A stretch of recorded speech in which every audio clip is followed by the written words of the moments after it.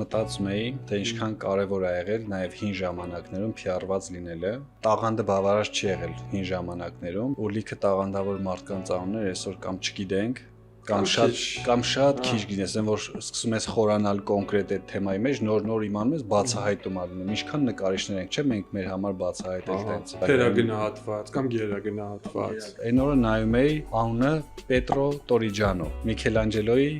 դասընկերը, ու ինչ արել, որ քիթն է ջարդել Միքելանջելոյի, որովհետև Միքելանջելոն իր բնույթով ուրիշ մարդ է եղել, չի դիմացել քննադատելը, հա, կուրսեցին այլ եղել։ Գնացել են իրանք իրականում Մազաչոյի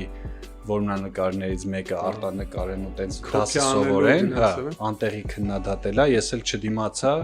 տվի քիթը ջարդեցի, ու ինքն էլ ասма գնացել բողոքվել է Մեդիչիներին, որ հեռացնեն իրան, ու ընդհանուր մինչև Ֆլորենցիայից են հեռացրել իրան։ Այ հենց դրա մասն էլի, սիրված լինելը, հովանավորներ ունենալը։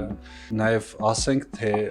որտեղ կա Միքելանջելոյի կերպարը, որ հնարավոր է շատերը նկատած չլինեն։ Որմնանկարի վրա, Ահեղ Դատաստանի որմնանկարը, հա, ինքը արդեն ծեր ա եղել, չէ՞, ժամանակ որ նորից եկել է նկարելու, բա։ Կաշին հանած իրան է նկարել, ասում է, դա իրա կոպիտ ասած երկրորդ ստորագրությունն է։ Մեկ է Ռաֆայելն է իրան հիշատակել, շատերը չգիտեն, որ Ռաֆայելի այդ աթենական դպրոցի նկարի մեջ Դա Վինչի կա,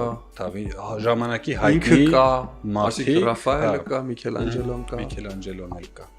Բայց մալադից Ռաֆայելը որտես դրել նկարել։ Հա, այսօր գոնե ունենք այդ մարդու իրական կերպարը, իրական տեսքը ոնց նա եղել։